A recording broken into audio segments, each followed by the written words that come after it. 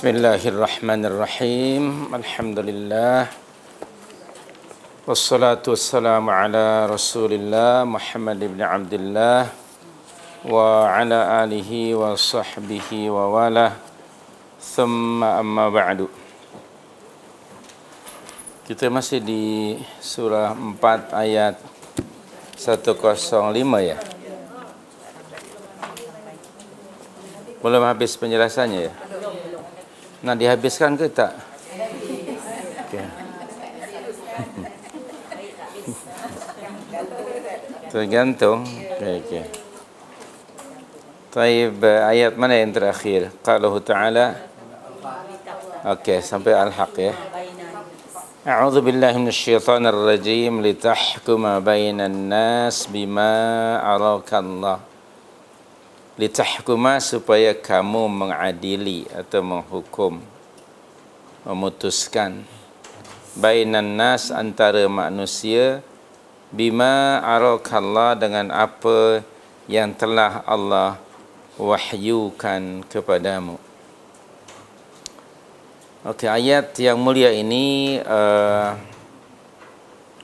isi kandungannya perintah dari Allah Subhanahu wa taala kepada Rasulnya sallallahu alaihi wasallam dan juga umatnya bagi melaksanakan undang-undang dan syariat Allah Subhanahu wa taala yang ada di dalam kitab Al-Quranul Karim. Dari ayat ini pula menunjukkan bahawa Al-Quranul Karim, isi kandungan Al-Quran ialah syariat, undang-undang atau peraturan Allah. Dan undang-undang Allah ini, syariat Allah ini diturunkan, diwahyukan kepada Rasul secara berperingkat-peringkat mengikut keadaan dan peristiwa yang berlaku. Okay. Kalimah litahkuma, supaya kamu menghukum. Tak, di sini kamu orang yang kedua lah. Masa itu adalah Rasul sallallahu alaihi wasallam. Kini ayat ini dihalatujukan Allah kepada pemimpin negara Islam. Pada masa itu kedudukan Rasul sallallahu alaihi wasallam sebagai hakim, sebagai pemerintah. Salah satu di antara ciri kerajaan atau pemerintah itu Islam ialah pemerintahan yang menjalankan undang-undang dan peraturannya, memutuskan urusan manusia dengan apa yang Allah turunkan, dengan Al-Quran. Perintah Allah yang sangat jelas saya sudah bagi barangkali dalam surah 5 ayat yang ke-48 dan 49. Pada kedua ayat yang mulia itu ada perintah Allah kepada Rasulnya sallallahu alaihi wasallam, dan perintah itu juga kepada anda lah. Betul tak anda? Iya ke? Nah. Cuma apa masalahnya ialah, sudahkah anda melaksanakan? Nah, pasti diam, tak ada jawaban. Menunjukkan iya juga. Mari kita tengok tengah-tengah ayat. Qauluhu ta'ala, bismillahirrahmanirrahim. Setelah awal ayat tu ada fahkum bainahum bima anzalallah. Maka putuskanlah perkara mereka, urusan mereka menurut apa yang Allah turunkan. Wala tattabi' ahwa'ahum amma ja'aka minal haqq. Ini larangan ya. Dan janganlah kamu mengikuti hawa nafsu mereka dengan meninggalkan kebenaran yang telah datang kepadamu. Jadi ada perintah untuk at-tahkim bima anzalallah, melaksanakan undang-undang Allah Subhanahu wa taala, dan ada larangan iaitu ittiba'ul hawa, mengikuti hawa nafsu. Begitu juga pada ayat 49. Qauluhu ta'ala, wa anihkum bainahum bima anzalallah. Itu perintah sama dengan yang atas ya. Dan hendaklah kamu wajib ya memutuskan perkara di antara manusia menurut apa yang diturunkan Allah. Itu untuk to emphasize tentang kewajiban at-tahkim bima anzalallah. Yang kedua, seperti mana di atas itu ada larangan, diulang lagi di sini. Wala tattabi' ahwa'ahum. Dan jangan kamu mengikuti, menuruti hawa nafsu mereka. Ketiga, wahdharhum. Ini ada warning dari Allah. Allah Subhanahu wa taala mengingatkan, dan jaga-jagalah kamu. Hati-hatilah kamu terhadap mereka. Kenapa? Ayyaftinuka 'an ba'dhi ma anzalallahu ilaik. Karena mereka akan terus berusaha untuk memalingkan kamu dari sebagian apa yang telah diturunkan Allah kepada kamu. Sebagian di sini maknanya undang-undang, peraturan. Fa in tawallau, dan jika sekiranya mereka berpaling dari hukum, pelaksanakan hukum hakam yang telah diturunkan Allah, maka apa? Fa'lam, maka ketahuilah oleh kamu. Ini warning, amaran keras dari Allah. Annama yuridullahu ayyusibakum bi ba'dhi dhunubihim. Bahwa sesungguhnya Allah menghendaki akan menimpakan musibah kepada mereka disebabkan sebagian dosa-dosa mereka. Nah, kalau ada umat yang mengingkari ataupun berpaling dari hukum hakam Allah, maka sikap itu akan menjemput kemurkaan Allah dan azab Allah. Lalu azab itu tidak hanya menimpa orang-orang yang melakukan dosa saja, tetapi semua kena. Tetapi semua kena. Wa inna katsiran minan nas lafasiqun, dan kebanyakan manusia orang-orang fasik. Jadi kalaulah misalnya lah dalam satu negara ini banyak masalah. Okay, macam-macam masalah. Satu masalah muncul lagi masalah yang berikutnya macam tak ada jalan keluar. Sebenarnya itu indikasi adanya orang-orang di tengah-tengah mukminin yang melakukan dosa. Antara yang nyata ialah at-tawalli, berpaling dari undang-undang Allah. Okay. Antaranya lah di negara-negara. Okay. Jadi kita harus berfikir, semua musibah itu berlaku ialah kerana bi ba'dhi dhunubihim, bukan semua, bi ba'dhi dhunubihim. Oleh itu umat Islam diperintah untuk mengingkari atau mengubah kemungkaran. Bila ada orang buat mungkar, jangan diam. Kerana bila diam, berarti kita setuju dengan kemungkaran itu, dan sikap diam itu akan mendatangkan kemurkaan Allah. Okey. Nah, ini amaran keras sekali. Jadi kesimpulannya, di dalam Al-Quran ada undang-undang peraturan Allah. Tetapi Al-Quran bukan kitab undang-undang. Sekiranya Al-Quran itu diturunkan sekaligus, atau peraturan dan undang-undang Allah dalam Al-Quran diturunkan sekaligus, nanti Al-Quran hanya sebagai rujukan saja.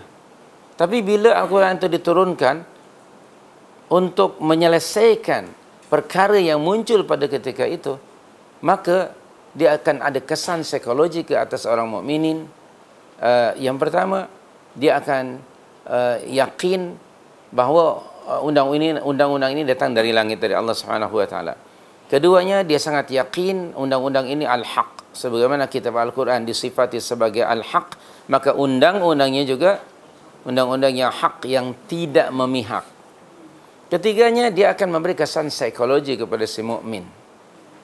Okey, kemudian si mukmin akan merasa fresh ya, wahyu atau undang-undang Allah itu datang. Dan keempatnya, si mukmin akan merasakan dirinya selalu di bawah naungan langit, di bawah naungan Allah. apa saja yang berlaku akan turun ayat Al-Quranul Karim. Dan berikutnya si mukmin akan terus hidupnya itu mengikut instruction Allah dalam Al-Quran. So akhirnya hidupnya Quranik. Dan tidak mungkin ada yang mengingkari dan menolaknya. Baik. Nah, tapi kalau kita bincang undang-undang Allah pada zaman kita hari ini jauh panggang daripada ikan. Allahu Akbar. So, apabila berbagai masalah timbul, ini adalah akibat dari sikap kita terhadap undang-undang. Allah tadi mengingatkan pada ayat 49. Orang-orang kafir, musyrik, apapun nama mereka, akan terus berusaha memalingkan kamu dari undang-undang Allah. Allah memberikan tadi tahdzir, fahdharhum. Waspada kamu, hati-hati kamu. Setiap masa umat Islam mesti waspada. Kerana ada orang-orang non-Muslim yang akan terus mempengaruhi umat Islam, atau mungkin umat Islam sendiri akan mempengaruhi pemerintah untuk tidak melaksanakan undang-undang Allah. Kewaspadaan ini mesti berterusan. Jangan lalai. Jangan leka. Fahdharhum ayyaftinuka. Di situ Allah menggunakan kalimah fitnah. Ayyaftinuka an ba'dhi ma anzalallah. Salah satu fitnah di antara fitnah yang besar yang akan meruntuhkan umat ini ialah fitnah dari seluruh undang-undang. Di mana undang-undang Allah tidak lagi diaplikasikan. Realiti yang ada hari ini, undang-undang Allah hanya nampak pada sudut-sudut yang kecil aja. Misalnya dalam urusan syakhsiyah, al-ahmal asy-syakhsiyah, urusan rumah tangga. Misalnya apa? Cerai ke nikah?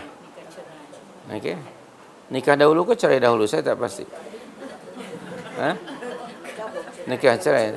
Yang nampak cerainya aja. Okay. Itu saja. Dan urusan yang lain, kami hendak membawa perkara ini mengikut undang-undang sivil. Oh. Yang cakapnya orang Muslim ke non-Muslim? Begitu. Jadi ada dua undang-undang dan telah meletakkan undang-undang yang dibuat oleh manusia mengatasi undang-undang Allah.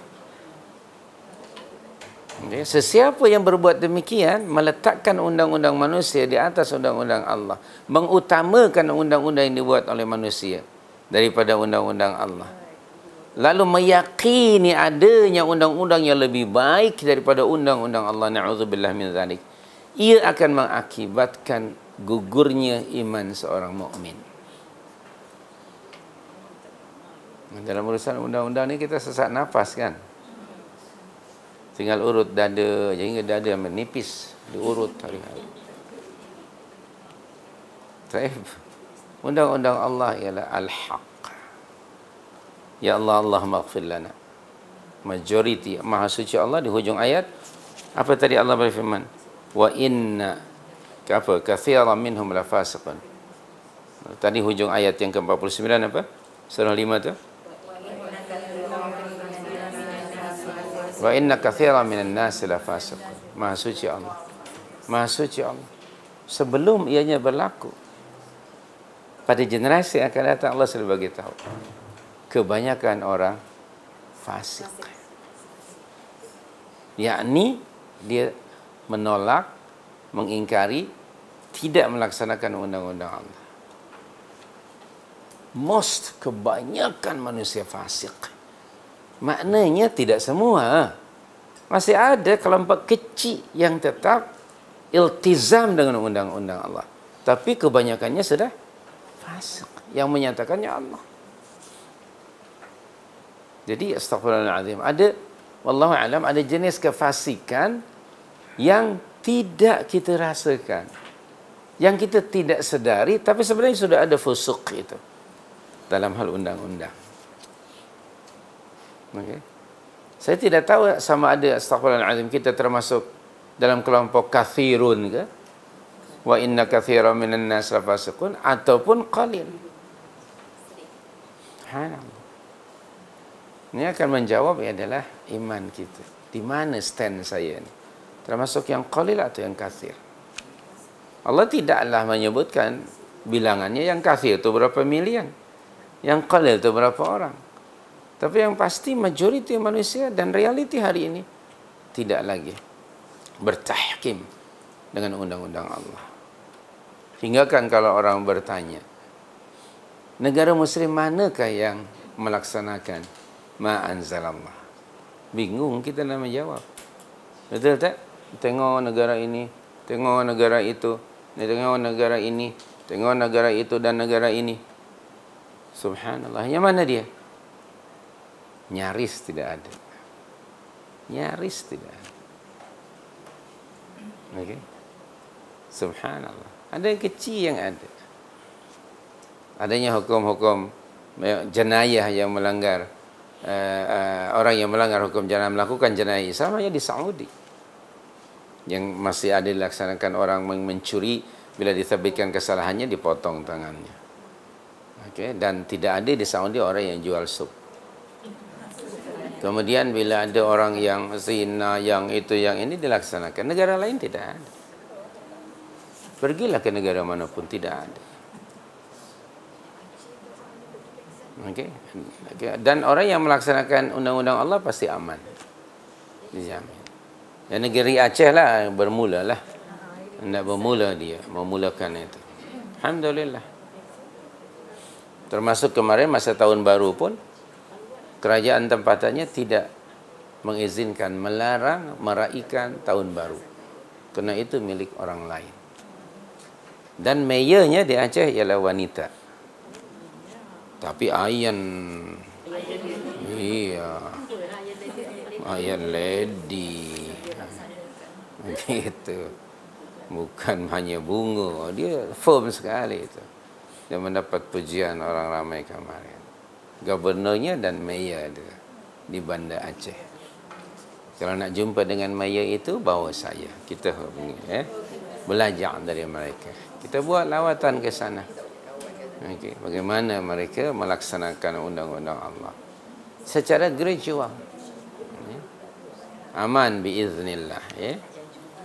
Baik, kita balik lagi tadi litahkuma bainan nas. Kemudian ada kalimah bainan nas, di antara manusia.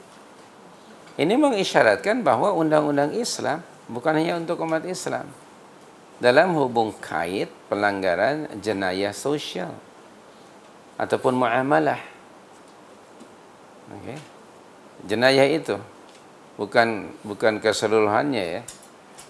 Misalnya dalam jenayah membunuh umpamakan. Orang non muslim juga ada yang membunuh, yang melakukan jenayah muamalah, penipuan dalam berniaga umpamakan. Itu kan sifatnya general kan, am itu. Adapun halal haram hanya untuk umat Islam, mereka tidak mukallaf. Tapi dalam undang-undang yang ada hubung kait dengan kemasyarakatan dan sosial, mereka juga mesti kena. Jangan dilepaskan. Terutama kafir zimmi, kerana mereka sudah mengakui kedaulatan Islam. Jadi di sana ada undang-undang yang am, di mana seluruh manusia yang setuju dengan daulah Islamiah bila melanggar atau melakukan jenayah itu mesti dikenakan undang-undang yang sama. Umpamanya mencuri kan sama, semua orang tak ada, tak boleh dibeza-bezakan antara muslim dengan non-muslim. Adapun ada undang-undang yang khas bagi orang-orang mukminin yang Allah Subhanahu wa taala telah menetapkan ianya diharamkan ke atas orang mukmin. Umpamanya minum arak, minum arak jelas haram hukumnya. Begitu juga maisir, judi dalam surah 5 ayat 90. Ya ayyuhalladzina amanu innamal khamru wal maisiru wal ansab wal azlam rijsun min amali syaitan fajtanibu la'allakum tuflihun. Jadi ada undang-undang yang khas untuk mukminin, ada yang sifatnya am. Kemudian yang akan melaksanakannya kamu di sini waktu itu Rasul, maknanya pemerintah. Jadi undang-undang Allah tidak akan terlaksana tanpa ada pemerintah. Okay? Membentuk atau membuat pemerintahan Islam salah satu di antara tuntutan agama.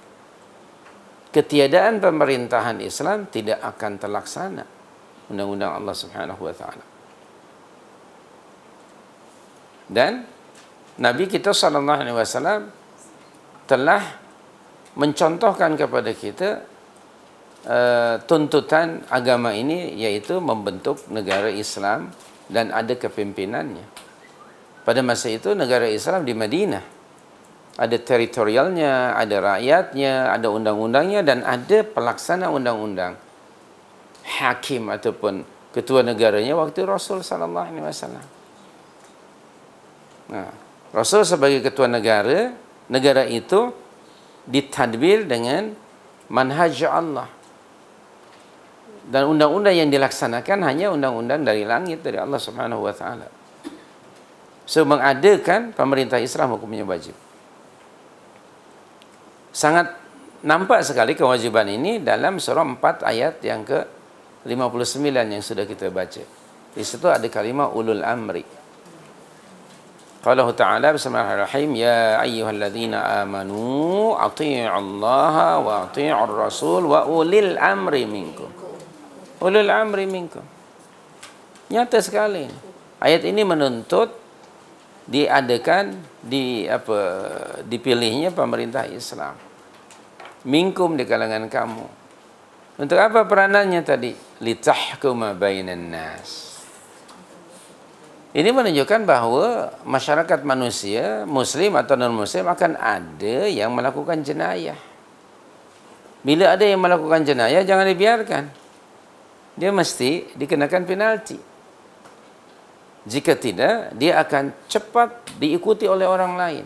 Lalu mungkin akan berlaku nanti dhajjah huru-hara di masyarakat. Nah, siapa pelaksananya? Pemerintah. Dan dia mesti firm untuk melaksanakan itu. Jadi dituntut. Dari ayat ini juga, ayat ini menolak dan menyanggah orang yang mengatakan bahwa Islam tidak ada hubung kait dengan kenegaraan, dengan politik, dengan undang-undang. Jelas tertolak pandangan itu. Jadi Islam adalah manhajul hayat yang komprehensif. Jadi kalau masuk Islam itu mesti kafah kan?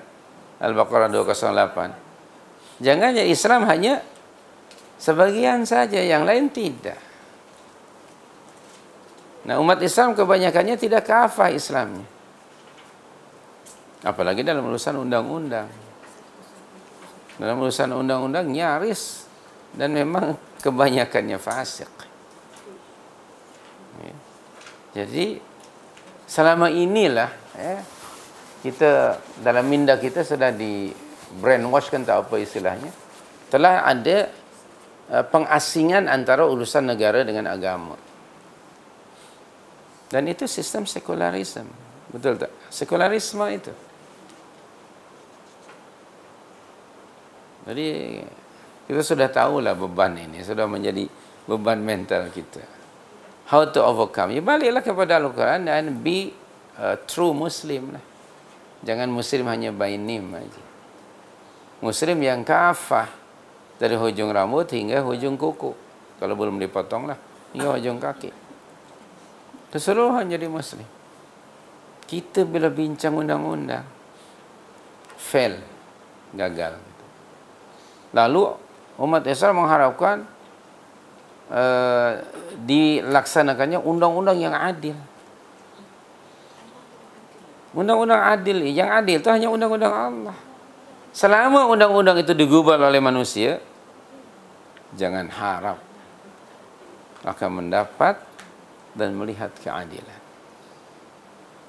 Jangan harap. Baik. Jadi kita tahu dan kita sedar perkara ini. Litahkuma bainan nas. Dengan apa? Bima arakallah. Ara di sini bermakna wahyu. Dengan apa yang diwahyukan Allah kepadamu. Jadi memutuskan urusan manusia yang ada hubung kait dengan jenayah, misalnya dengan social life, mesti bima arakallah. Jelas sekali ayat ini. Wajib melaksanakan undang-undang Allah.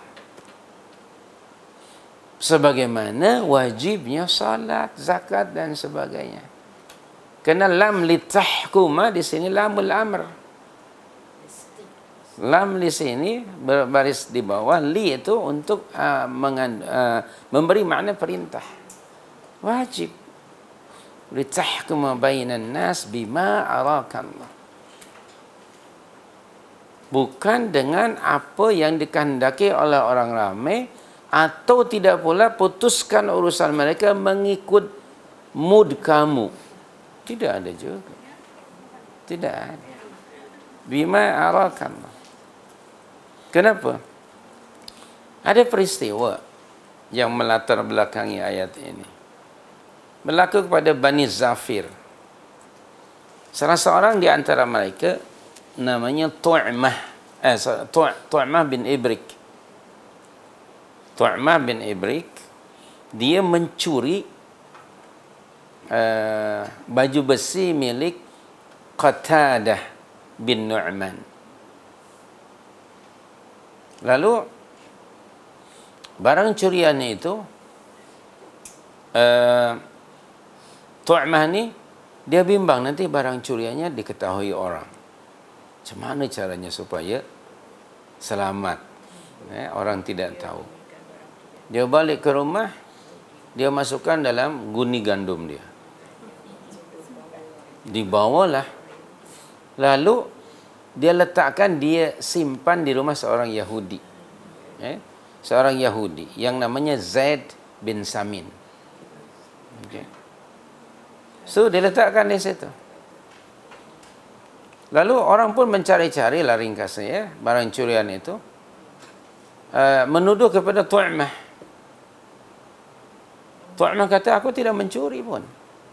Kerana Tu'mah ni sudah apanya, famous lah, popular, dia ni kaki curi. Bahasa mudahnya begitu. Seorang pun kemudian menuduh dia, kamu yang mencuri barang itu. Dia kata, tidak ada, bukan aku. Kemudian orang pun ketika ke rumah Tu'mah tu, ada nampak gandum kena bocor masa dia di bawah tu. Dia tercicir panjang sampailah ke rumah si Zaid bin Samin tadi. Ada jejak lah. Subhanallah, waktu itu belum ada anjing yang dilatih untuk menghidu itu. Sampailah ke rumah Zaid bin Samin. Maka orang pun segera menangkap si Zaid bin Samin. Kata si Zaid, tadi bukan saya yang mencuri. Rupanya akhirnya, dari mana ini tepung ini? Rupanya dari rumah siapa? Tu'mah. Akhirnya, dia yang mencuri. Lalu dibawalah kepada Nabi SAW. Bila dibawa untuk dihukum kepada Nabi SAW, Bani Zafir mempengaruhi Rasul. Dan Rasul pun ada kecenderungan untuk membela Tu'mah. Kenapa? Dia ni orang Muslim. Zaid pula seorang Yahudi. Untuk menjaga kehormatan Muslim. Sebab nanti malunya, yang malu bukan hanya Tu'mah. Semua umat Islam pun akan malu. Nanti bingung di mana nak meletakkan muka kan. Pusing ke belakang nanti muka itu. Bahasa kita kan. So, oleh itu, nyaris Rasulullah terpengaruh dengan Bani Zafir dan hasratnya atau keinginan yang terlintas. Subhanallah, on the spot ayat ini turun. Segera diingatkan, litahkuma bainan nas bima arakallah. Wajib memutuskan perkara itu dengan apa yang Allah wahyukan kepada kamu, tidak dengan keinginan, kecenderungan kamu hingga nanti kamu tidak adil atau kerana pengaruh orang luar. Wajib kamu menghukumnya bima arakallah. Nah, di sini subhanallahil karim, keadilan ini sangat penting sekali untuk dilaksanakan dan ianya nampak dilaksanakan tanpa membezakan siapa orang itu, apa agamanya, apa bangsanya. Isunya ialah kesalahan yang dilakukan. Jadi keadilan ialah melaksanakan undang-undang berdasarkan bukti-bukti yang ada tanpa mengambil kira sama ada orang yang salah itu mukmin ke atau kafir. Jangan sampai berlaku yang salah itu tu'mah seorang muslim tetapi kamu hendak menyalahkan orang non-muslim. Dan kamu hendak membela seorang muslim karena keislamannya padahal dia pencuri. Walaupun dia muslim tapi pencuri tetap saja harus dikenakan undang-undang ke atas dia. Dia itu Yahudi, non-muslim. Kalau memang tidak salah, bebaskan dia. Jadi dibebaskan bukan karena ya Yahudinya, tapi karena memang dia tidak salah. Ini keadilan. Jangan terbalik. Sebab dia ini muslim, berusahalah untuk dilepaskan. Dikenakan undang-undang itu ke atas non-muslim. Akhirnya orang non-muslim akan menganggap bahwa agama Islam bukan agama yang hak. Agama yang bias. Agama yang memihak. Di sini. Nah sekarang macam mana? Yang ada di tengah-tengah kita. Keberpihakan ini nampak. Betul tak? Jadi wajah anda ni sama ada diam atau senyum. Itu senyumnya senyum.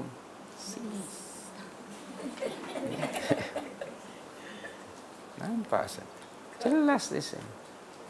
Kita kadang-kadang maafkan ya. Bangsa tu lebih dibela. Okey? Bangsa lebih dipelihara daripada kesalahan dia.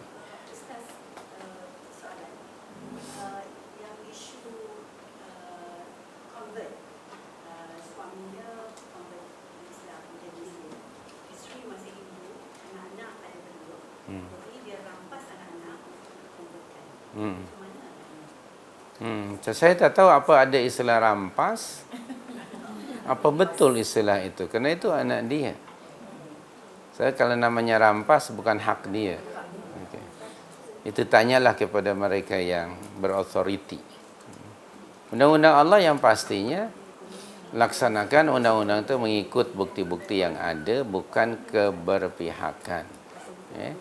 Itu dibincangkan oleh para ulama fuqaha. Mereka yang berhak untuk membincangkannya. Kerana itu sudah berlaku isu-isu itu kan. Dan perlu diselesaikan. Dan kalau Safwan yang menyelesaikan, who are you? I'm Safwan. Dahlah Saf only one, mana boleh. Ya. Jadi kita hanya bagi pandangan-pandangan yang tidak akan memberi kesan. Di sini tadi ulul amri, di sinilah pemerintah, bukan individu. Kalau individu nak menerangkan sampai ayat-ayat keluar pun tak akan ada gunanya. Mesti ada orang pihak ulul amri minkum. Serahkan pada mereka yang lebih berhak. Litahkuma tadi bukan individu ya. Saya sudah terangkan tadi. Agar kamu melaksanakan undang-undang Allah ni, maksudnya adalah pemerintah. Dalam isu itu jelas pemerintah yang harus menyelesaikan masalah itu, bukan individu. Saya tidak tahu apakah keputusan pemerintah itu. Wallahu a'lam. Jadi jangan berpihak kerana yang satu Islam, satu non-Muslim. Kebenaran tetap mesti dilaksanakan dan nampak ianya dilaksanakan. Diberikan kepada semua orang yang berhak menerimanya tanpa bias berdasarkan agama, keyakinan ataupun bangsa. Sekiranya undang-undang Islam dilaksanakan seperti ini yang adil, maka orang lain non-Muslim akan menghormati bahawa Islam memang agama yang benar. Nah selama ini maafkan saya, kadang-kadang Islam tu kita tu Islam. Okay. Apa bezanya dengan orang Yahudi? Al-Baqarah 135 yang sudah kita baca. Orang Yahudi kata jadilah kamu Yahudi, orang Kristian kata jadilah Nasrani. Kamu yang saya akan mendapat hidayah. Jadi mereka telah mengagamakan bangsa mereka dan membangsakan agama. Tidak ada yang namanya agama Yahudi itu, tidak ada. Tidak ada yang agama Nasara. Agama Allah hanya satu, Islam. Tapi orang Yahudi telah mengyahudikan agama dan mengagamakan Yahudi. Bagaimana dengan kita? Berapa kali 5? Coba. Kita hari ini seperti itu. Islam itu apa? Jawa kan Melayu. Islam itu Melayu. Melayu itu Islam. Okey? Mengislamkan Melayu dan memelayukan Islam. Seolah-olah seperti itu. Maka tidak heran kalau ada orang yang bias. Tidak heran kalau ada orang yang menyekat keluarganya yang hendak Islam. Kenapa? Dia akan kehilangan identitinya. Antara lain apa? Nama keluarga. Nama bapanya hilang. Pengalaman saya di Perkim Bangsa, pada seorang tua, dia menghalangi. Saya kata, uncle, kenapa? Itu his choice. Dia kata, once dia become Muslim, nama saya sebagai ayahnya hilang. Dia punya nama ayah yang baru, namanya Abdullah. Nama bapanya hilang. Dan sangat takut kehilangan itu, yang nanti seolah-olah putus hubungan. Maknanya sama dengan orang Yahudi lebih kurang. Yahudi, Arab, atau bangsa apa saja, itu hanya bangsa, nation, yang merupakan salah satu di antara tanda-tanda yang menunjukkan kekuasaan Allah. Wa ja'alnakum syu'uba wa qabaila. Kami jadikan kamu berbagai-bagai bangsa dan kabilah. Why should kita ubah kabilah menjadi agama atau sebaliknya? Itu hanya kabilah. Itu hanya tribe ataupun nation. Tak ada hubung kait dengan religion Allah. So, penyakit Yahudi sebenarnya sudah ada pada sebahagian umat Islam. Akibatnya menjadi barrier. Orang non-Muslim mengatakan Islam itu hanya untuk kelompok itu saja. Apalagi kalau ada orang non-Malay misalnya nak pegang Quran, terus saja mata ni yang sipit jadi besar. Namanya haram ini kami punya. Astaghfirullahaladzim. Sementara dalam ayat ini ada ya ayuhan nas, ya bani Adam, ya ayuhal insan.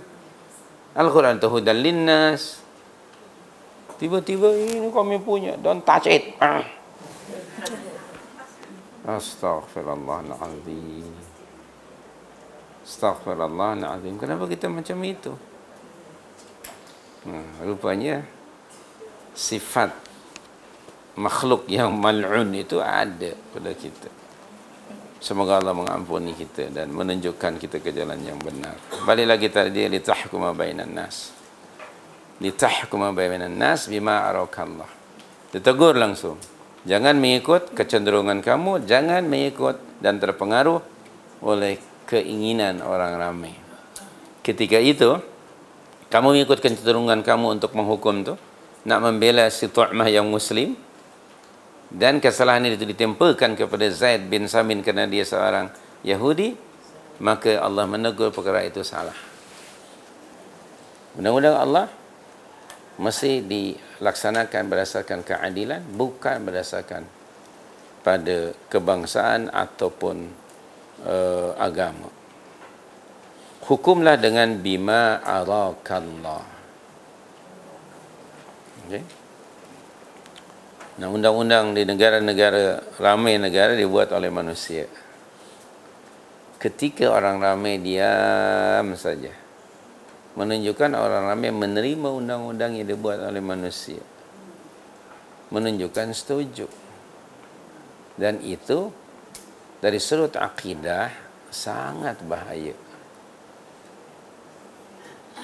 Kerana orang ramai bila diam tu menerima undang-undang yang nyata-nyata bercanggah dengan undang-undang Allah, orang ramai telah mengambil dan menyediakan penggubal undang-undang sebagai arbabam min dunillah, Surah 9:31 kan. Ittakhadhu ahbarahum wa ruhbanahum arbabam min dunillah wal masih ibn Maryam wa ma umiru illa liya'budu ilaha wahida. Itu arbaban. Yani arbaban itu pembuat undang-undang yang menjadi sekutu bagi Allah. Hak menetapkan undang-undang itu adalah hak Allah. Pemerintah Islam waktu itu baginda sallallahu alaihi wasallam sebagai ketua negara, dan kemudian orang-orang yang datang berikutnya melaksana hanya sebagai pelaksana dari undang-undang Allah. Kalau itu dilaksanakan, maka subhanallah, mereka akan memuliakan Islam dan umat Islam. Peristiwa yang berlaku pada pemerintahan Ali radhiyallahu anhu yang kita sudah pernah baca. Okay. Ali kehilangan baju besinya. Dia nampak ada di tangan seorang Yahudi atau Kristian.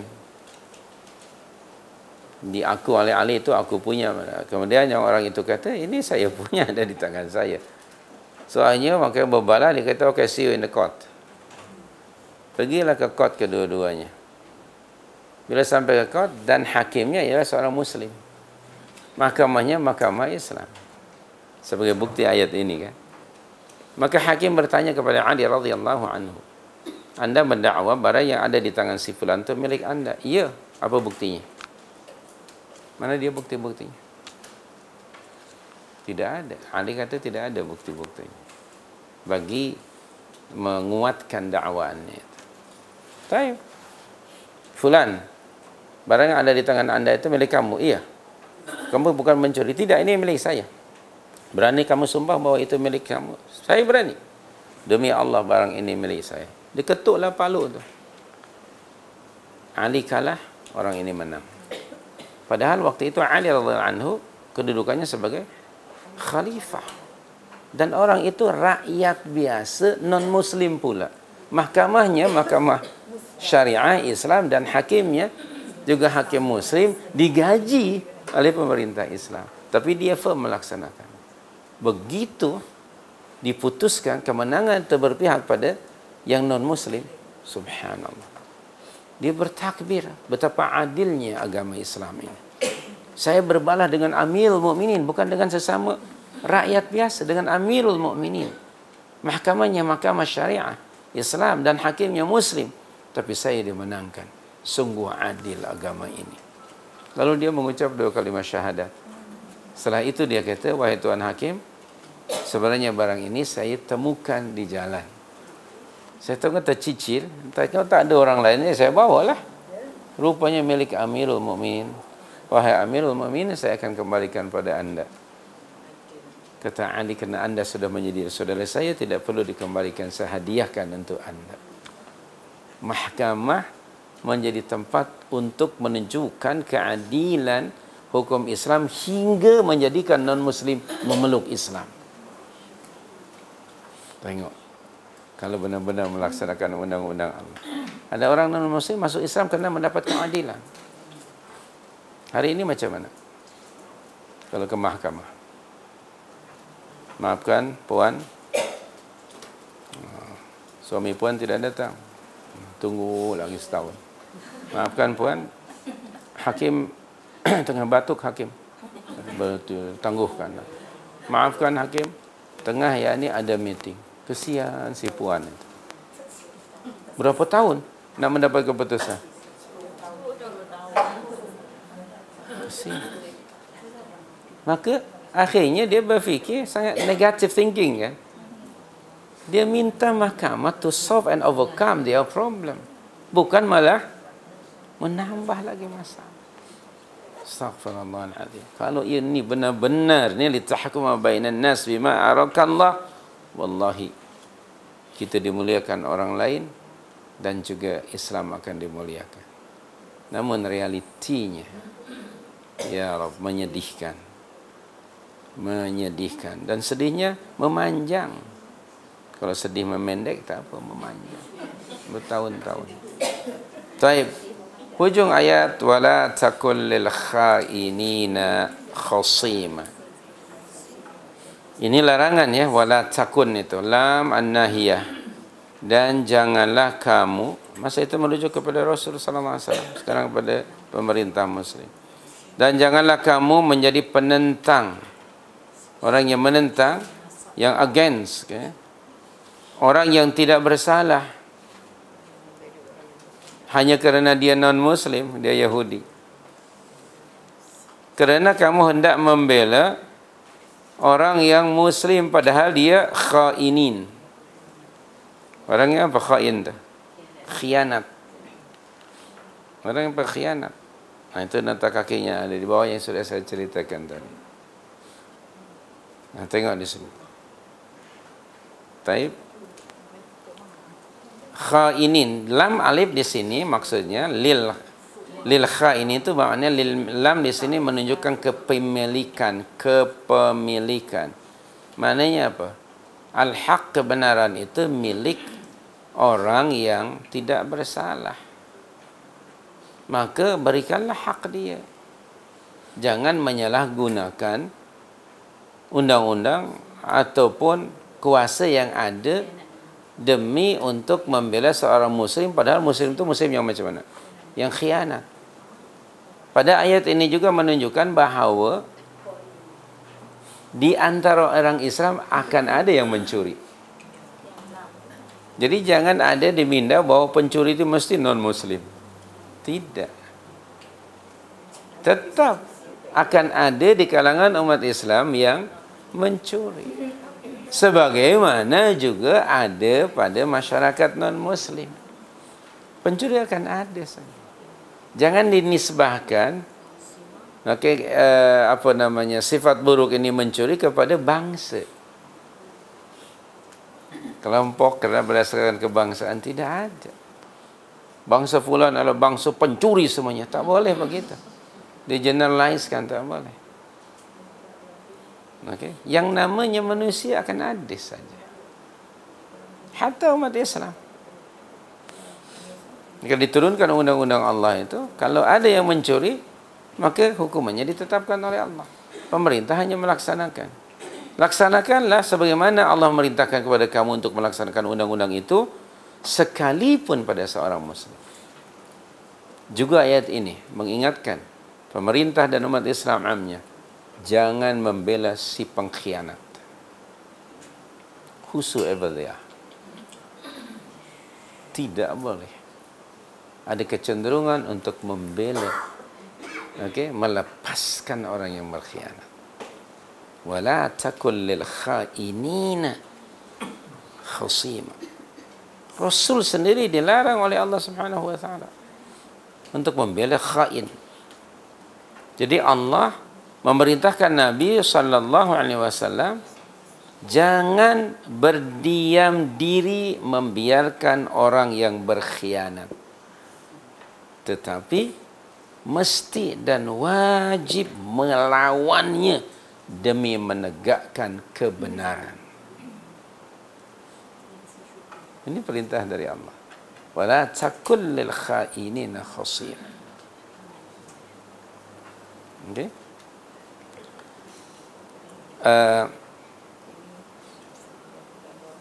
Jadi kita lihat pada pemerintah ataupun pada umat Islam hari ini, siapa yang berani melawan pengkhianat demi untuk menegakkan kebenaran. Itu kerja yang sangat penuh risiko, tapi sangat mulia pada sisi Allah. Karena itu perintah Allah. Orang yang meninggalkan perintah Allah berdosa. Okay? Dan seorang mukmin dilarang menolong orang yang berdosa. Apalagi hingga menjejaskan marwah agama, marwah umat Islam, hanya kerana si khain itu, pengkhianat. Okay? So di sini kepada penguasa mesti firm, tegas dalam melaksanakan undang-undang Allah Subhanahu wa taala. Okay? Laksanakan undang-undang berdasarkan pada kesalahan dan kebenaran, ada bukti-bukti yang dapat dibawa di mahkamah, dibuktikan. Kalau memang orang non-muslim itu setelah dibincangkan dia berada di pihak yang benar, tegakkan kebenaran itu. Tanpa perlu rasa malu, yang salah itu umat Islam. Kena nak menutupi rasa malu, akhirnya mungkin dia memutuskan dengan hawa nafsu. Nah, ingat ada mahkamah yang kedua, alaihissallahu biahkamil hakimin. Maka kepada hakim, pemerintah, ingat ya, Rasulullah SAW menyebut mafhum sebuah hadis, kalau ada 3 orang hakim, 2 orang confirm masuk neraka. Hanya 1 yang selamat, yang tetap menegakkan undang-undang Allah ke atas siapa saja tanpa mengambil kira keyakinan orang yang berbalah itu, tanpa mengambil kira bangsa. Dia mesti firm untuk melaksanakannya. Yang ini diperlukan kepada kecekalan. Hanya orang mukmin yang boleh berbuat begitu. Tentu dia akan menghadapi berbagai mungkin cabaran, risiko. Tapi ya hidup itu, yang namanya hidup kan mesti ada risiko. Betul tak? Apapun yang kita buat mesti ada risk. Nah, kalau anda tidak mampu menghadapi, tidak mau menghadapi risiko, ya jangan hidup. Okay, jangan hidup. Mati saja. Begitu. Hidup pasti ada risikonya. Subhanallah ini kan. Nak berbuat baik ini memang banyak tantangannya, cabaran. Tapi Allah mengingatkan, wala takul lil kha'inina khusima. Kena hendak membela orang yang berkhianat. Muslim khianat, jangan dibela. Okay. Subhanallah, adilnya undang-undang Islam. Kalau ini dapat dilaksanakan, ya Allah, akan diberkati kehidupan negara ini. Okay. Allah pasti akan memberkati. Itu janji dari Allah, walau anna ahlal qura amanu wattaqau lafatahna alaihim barakat minas sama'i wal ard. Dalam surah 796. Walakin kadzabu fa akhadnahum bima kanu yaksibun. Ini kekuatan iman yang mampu mendorong seorang mukmin melaksanakan undang-undang Allah. Jadi ini juga ada hubung kait ya dengan kualiti yang dimiliki oleh seseorang. Nah, ketika kita sekarang serba longgar lah, terutama dalam konteks tadi keadilan, ini mengisyaratkan ada masalah dengan iman kita. Maka kita wajib buat apa? Correction terhadap iman kita. Ambil resikonya. Memang begitu. Hidup ini mesti ada risk. Ya, cuman besar dan kecil sajalah. Nah. Kalau seorang pemimpin muslim dia khianatkan, adakah dia jatuh atas ulil amri atau muslim? Sorry, apa? Kalau seorang pemimpin muslim dia khianatkan, adakah dia jatuh di atas hukum dia ulil amri atau dia muslim? Di atas ulul amri atau muslim? Kan kalau ulul amri itu mungkin lain diambil tindakannya kan.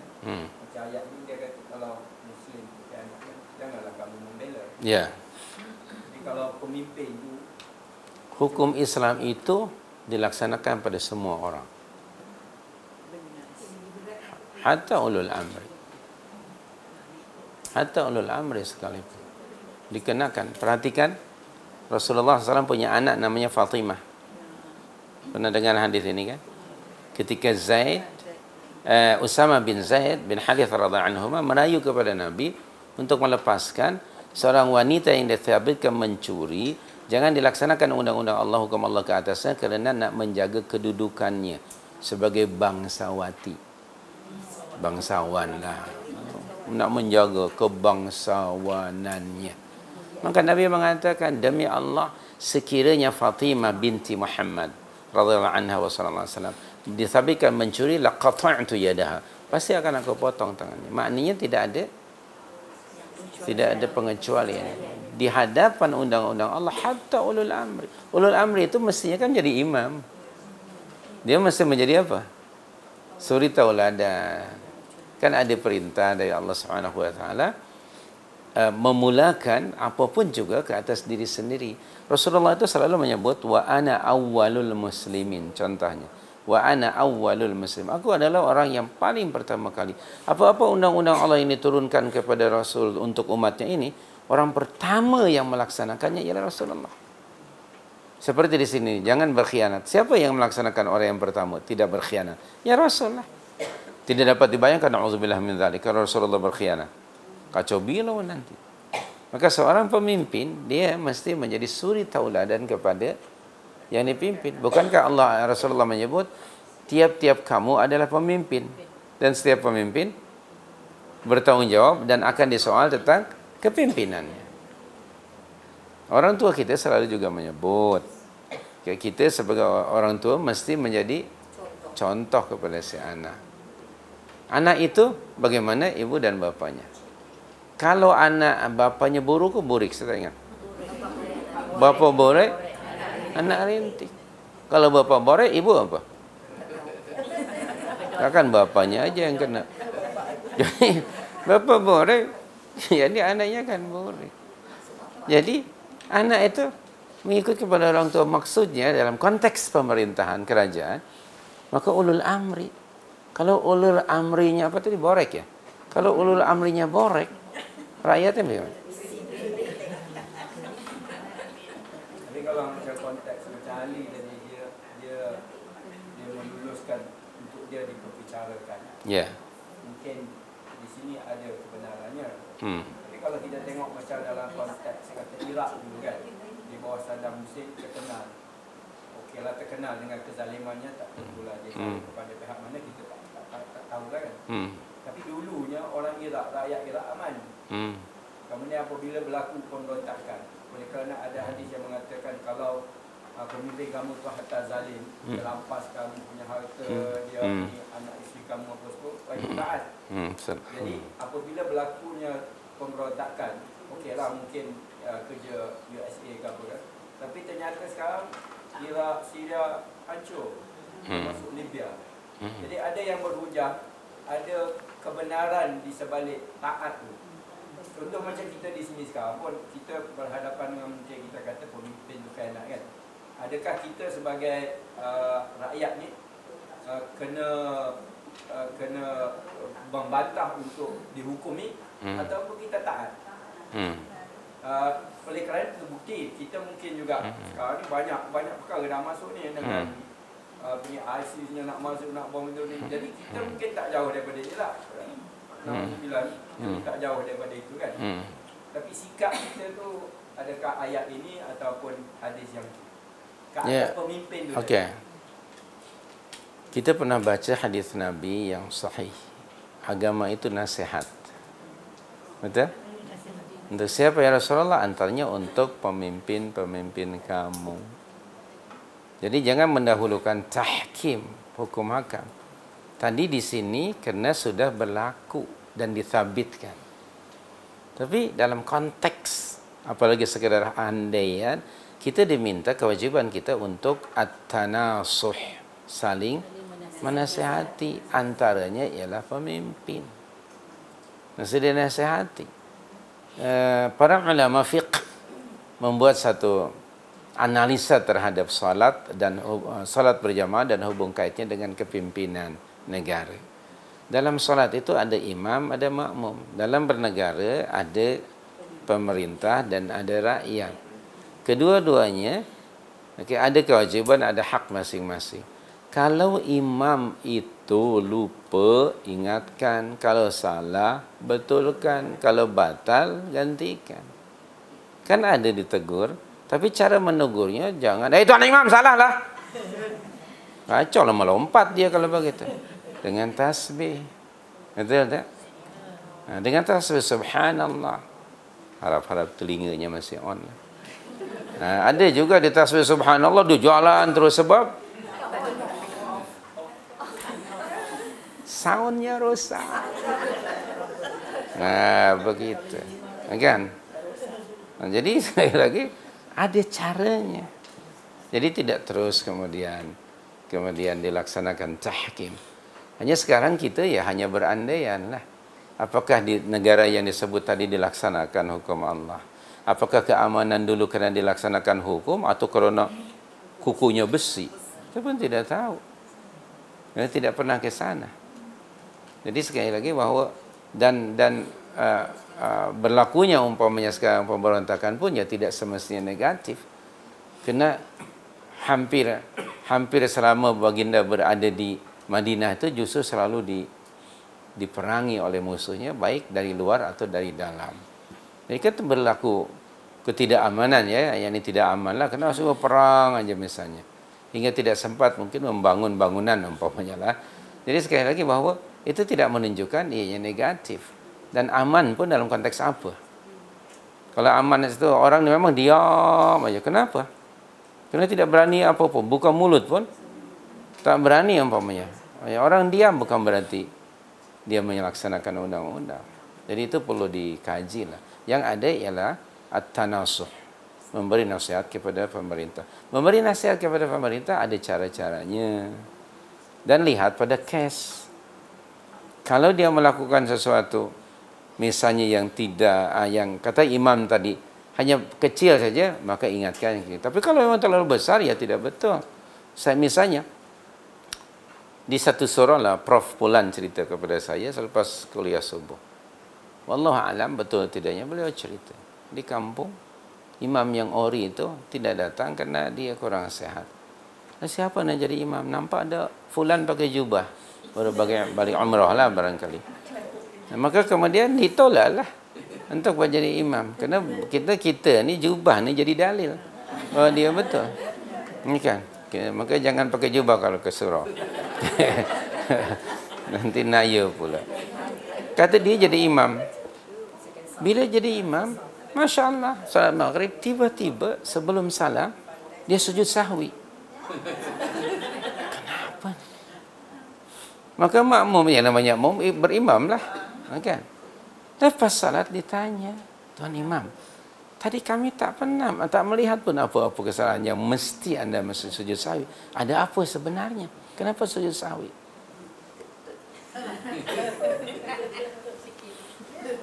Kalau kentut besar, kentit. Keluar angin. Keluar angin sikit. Itu sebabnya dia sujud sahwi. Ya itu bukan sujud sahwi, itu terus batal. So, kami pun ketawalah. Astaghfirullahaladzim. Jadi ada tabayun, tanya dahulu pada dia. Ada cara-cara yang sendiri. Kalau dia melakukan kejahatan yang openly pemerintah itu, ya takkan caranya mau diam-diam.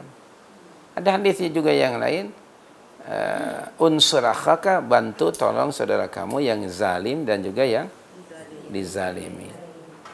Nah, menolong orang yang dizalimi dah biasa kami tahu ya Rasulullah. Bagaimana menolong orang yang dizalimi? Hentikan dari sebab-sebab dia berlaku zalim. Kenapa dia zalim? Kamu sekat itu.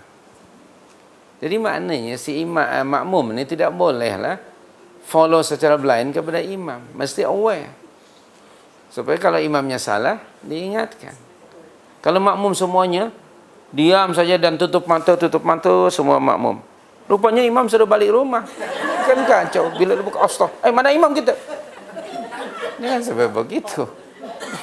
Maka itu dia wajib apa? Dia dengar, lihat. Nah, gitu. Jadi sekali lagi tentang keduanya, ini realiti yang ada. Kita baca realiti yang ada. Ayat ini litahkuma bainan nas itu merujuk kepada umat Islam masih ada satu wahdatul ummat. Umat yang muslim yang MU, muslim yang united lah, Muslim United, bukan MU itu Manchester United. Hari ini tidak ada. Hari ini ya Irak, hari ini mungkin negara itu, negara ini. Mana hukum Allah?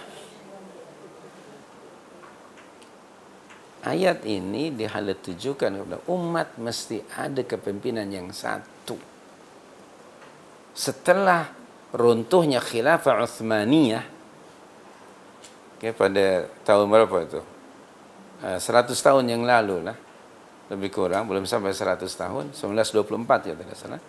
Itu porak-poranda umat Islam, tidak ada khilafah, tidak ada kepimpinan, dipecah belahkan dari sebab luar dan dalam. Lalu akhirnya sekarang fanatik pada bangsa dan negara masing-masing. Maka yang ada negara kebangsaan yang disebut nasionalisme. Dan itu nasionalisme ialah fikiran dari Yahudi yang menganggap diri mereka the chosen one. Nasionalisme. Nah hari ini orang setiap negara umat Islam umumnya lebih mendahulukan national interest daripada umat interest. OIC adanya macam tak ada. OIC. Di depan OIC, di ligat negara masing-masing ada bendera kecil aja. Tapi bendera itu mempengaruhi. Segala keputusan dalam meeting itu akan refer kepada lambang negara itu. Nanti dulu kami belum boleh memberi keputusan, akan telefon dulu. Telefon ke Jakarta. Jack, macam mana Jack? Okay.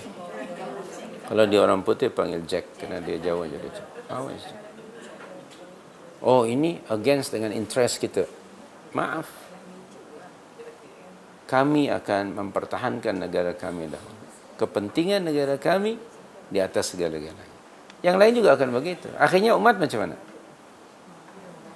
Reality. How are we going to implement ayat ini? Ketika negara-negara Islam tidak lagi berdasarkan kepada undang-undang Allah. Nyaris saya sebut tidak ada satupun negara yang meletakkan Al-Quran sebagai dasar pemerintahan. Dalam surah 4 yang kita pernah baca, saya ingin ulang lagi ayat 59, di tengah-tengah ayat, fa in tanaza'tum, bila kamu berbeza pendapat, berselisih pendapat dalam satu-satu isu, Allah memberikan guideline, dia Maha mengetahui, maka farudduhu ilallahi war rasul. Yang namanya pemerintahan Islam ulul amri ialah yang meletakkan kepimpinannya negara di atas Al-Quran dan Sunnah. Ilallah war rasul. Jadi jangan baca ayat itu sekedar ya ayyuhalladzina amanu athi'u Allah wa athi'ur rasul wa ulil amri minkum sadaqallahul azim. Tak betul. Itu baru koma di situ, bukan full stop. Kemudian apabila kamu berbeza pendapat, kamu itu bukan hanya pada orang ramai, termasuk mungkin pemerintah atau antara pemerintah dengan rakyat. Maka farudduhu. Jangan jangan mengikut emosi dan jangan mengikut kepentingan masing-masing. Nah di sini bukti kalau satu negara atau pemerintahan itu pemerintah Muslim, dia akan mengembalikan segala perbezaan kepada Al-Quran dan Sunnah. Nah realitinya mana? Ada yang kita dengar. Walaupun katakanlah dulu di Irak sekalipun di mana, realitinya di mana? Soal aman ini tidak mestinya yakni berdasarkan Islam. Ada negara-negara non-Muslim bahkan aman. Bukan begitu? Tidak berlaku pemberontakan dan sebagainya. Singapura misalnya aman. Nah, anda buat apa simpan uang di mana negara Eropah tu? Kan anda tahu yang Jawa tu mananya ada lah tu simpanannya. Nah, kan? Aman di sana. Jadi bukan kerana dia melaksanakan undang-undang Allah. Ada faktor-faktor yang lain keamanan di situ. Tapi sekali lagi bahawa ini menjadi indikasi kalau pemerintah itu kerajaan itu Muslim, yaitu menjadikan Quran dan Sunnah. Dalam ayat yang sedang kita kaji, ketika Nabi cenderung baru hanya dalam minda, dalam jiwa Nabi, keinginan untuk membela Tu'mah yang Muslim, atau karena pengaruh Bani Zafir tadi, itu belum dilaksanakan, baru hanya sekedar dalam fikiran saja. Segera Allah tegur supaya memutuskannya perkara itu bima arakallah, bukan bima tara, bukan mengikut pendapat kamu atau mengikut pendapat orang ramai. Kerana pendapat kamu atau pendapat orang ramai pasti tidak terlepas dari kepentingan. Siapa pun juga manusia punya kepentingan. Baik kepentingan diri, keluarga, suku atau bangsa. Normal. Itu manusia. Maka dalam konteks undang-undang, hak Allah. Kalau nak benar-benar menampak undang-undang itu adil, hanya undang-undang Allah. Karena manusia yang buat undang-undang, jangan harap mendapatkan keadilan. Karena dia akan terus digubal, kan? Akan terus digubal. Terus digubal. Sedangkan ayat ini sudah kita sebut, bil haq. Undang-undang itu yang namanya hak, saya sudah sebut minggu lalu. Sesuatu yang tetap, tidak berubah-ubah. Undang-undang manusia ada tak yang tetap? Berubah. Kadang-kadang, maafkan saya, mungkin ada penggubal, penggubal undang-undang, ketika dia menggubal, di mana dia undang-undang itu mesti dikenakan orang lain saja. Dia tidak kena. Dan dia akan buat undang-undang to protect himself. Orang lain mesti kena. Kenapa? Kena ada kepentingan. Tadi disebut hawa. Allah tadi sudah menyebut. Wala tattabi' ahwa'ahum. Jadi mesti purely undang-undang ini dari Allah. Kamu hanya sekedar pelaksana.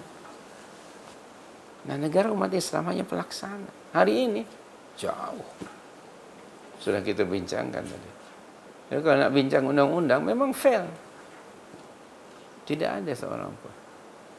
Tidak ada satu pun negara nyaris ya yang melaksanakan.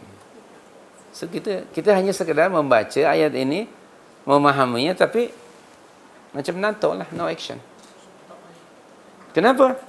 Kerana ketiadaan ulul amri. Ada pemerintah, tapi ketika memilih dulu macam mana? Dan bahkan maafkan, sekedar perbincangan. Adakah di atas negara ini pemerintah yang genuine, dia memang hasil demokrasi, yang semua orang bebas, tidak ada intimidasi, tidak ada dirayu, orang masing-masing. Hari ini kan, kalau nak memilih, ada yang merayu, ada yang apalagi meraya, macam-macam. Pilihlah ini, pilihlah ini, sehingga orang confused. Mana hak dia? Katanya dalam demokrasi semua orang punya hak memilih, kan? Nyatanya dipengaruhi. Awas engkau. Kami tahu siapa yang dipilih. Tidak genuine kadang-kadang negara yang dipilih. Hasil dari apa? Penipuan. Karena dari awalnya sudah macam itu, perjalanannya pasti tersendat-sendat. Macam mana dapat keberkatan? Begitu. Kadang-kadang ketika memilih pun, semestinya dan menurut demokrasi lah, bebas. Orang nak pilih siapapun juga, apapun juga partinya. Setiap parti bagi tahu. Tapi sekarang seolah-olah sudah adalah undang-undang yang tidak tercantik. Bahkan ada serangan fajar kalau di Jawa itu. Menjelang esok, fajar malam dia sudah bawa. Satu beg. Di Jawa.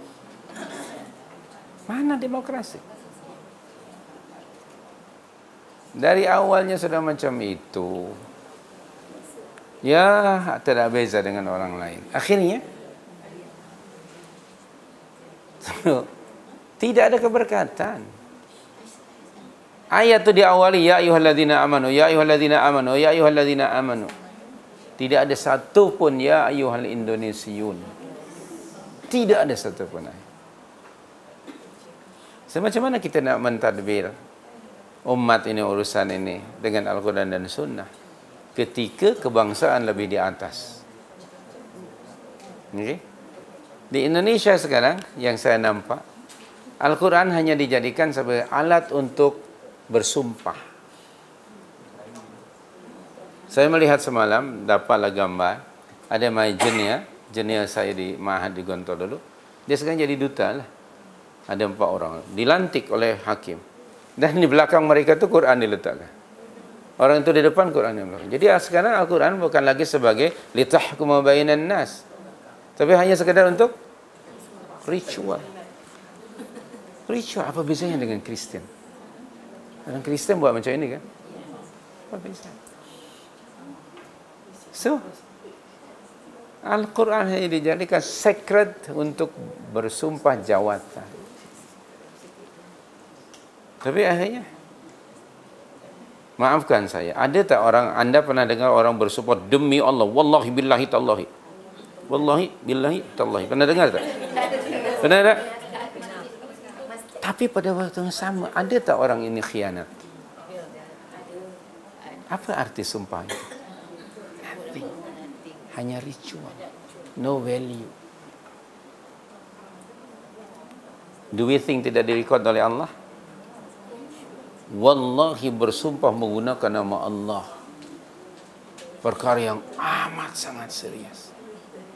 And then you sanggup berkhianat after you rekrut nama Allah.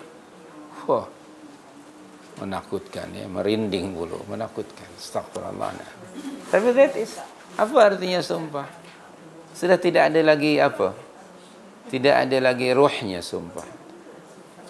Wajar ketika Allah berfirman dalam surah Al-Qalam itu,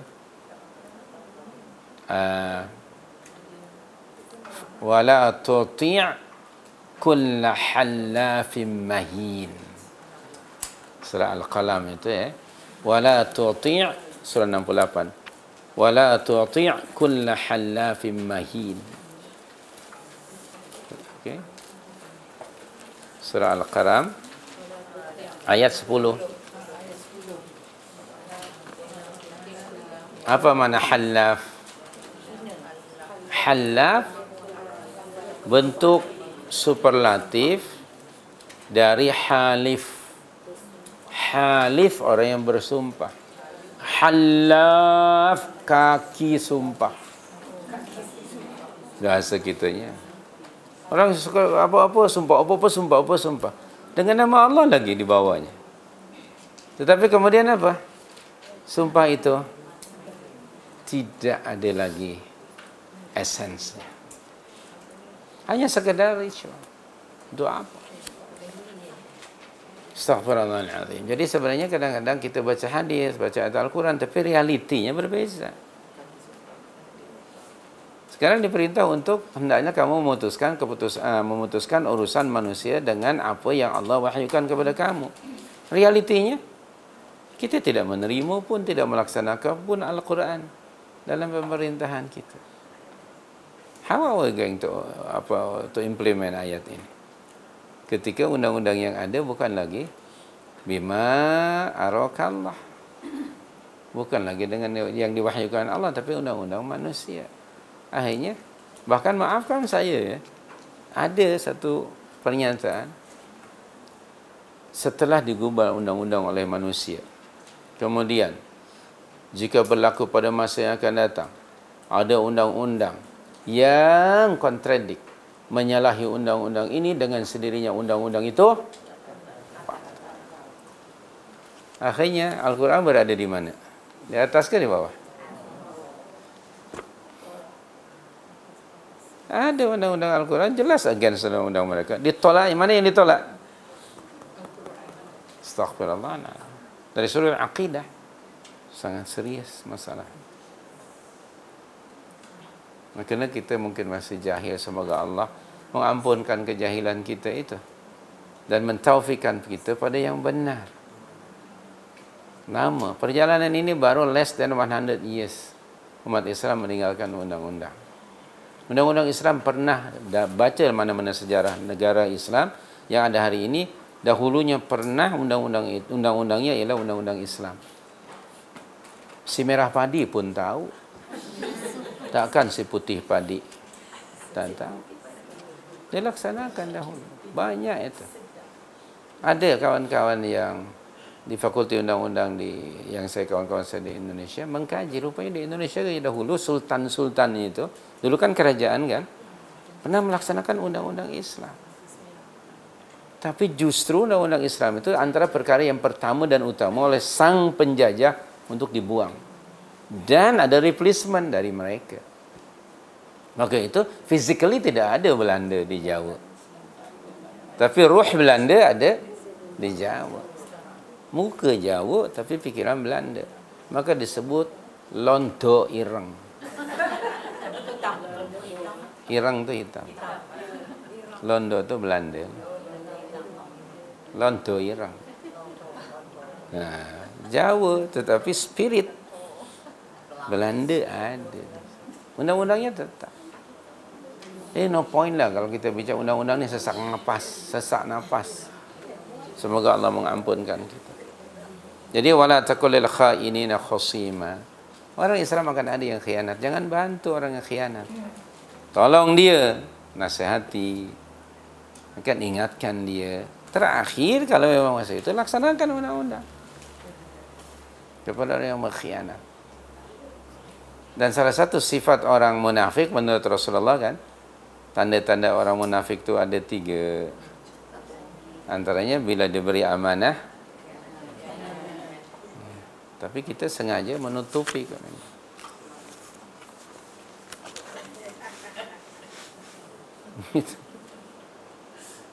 Astaghfirullahaladzim. Hingga akibatnya khianat sekarang tidak lagi dianggap khianat. Justru orang yang benar dan jujur dianggap khianat. 15 abad yang lalu Rasulullah mengingatkan kita. Tanda akhir zaman, orang yang berkhianat diberi amanah. Orang yang jujur kena sek.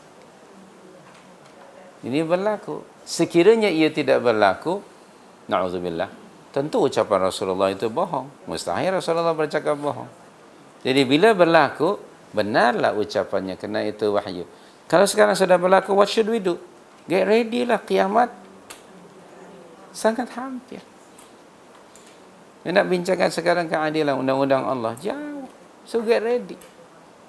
Nyaris, ini bukan putus asa ya, nyaris mungkin tidak ada masa dan tidak akan kembali terlaksana undang-undang Allah. Seolah-olah seperti itu. Ini bukan give up ya, melihat realiti yang ada. Okay. Tapi tetap nanti akan kembali ketika turunnya Isa alaihissalam, akan bertahkim dengan undang-undang Allah subhanahu wa ta'ala. Bila itu? Hampirlah masanya. Kerana buktinya di Madinah sekarang, perjalanan dari Makkah ke Madinah sudah banyak salji.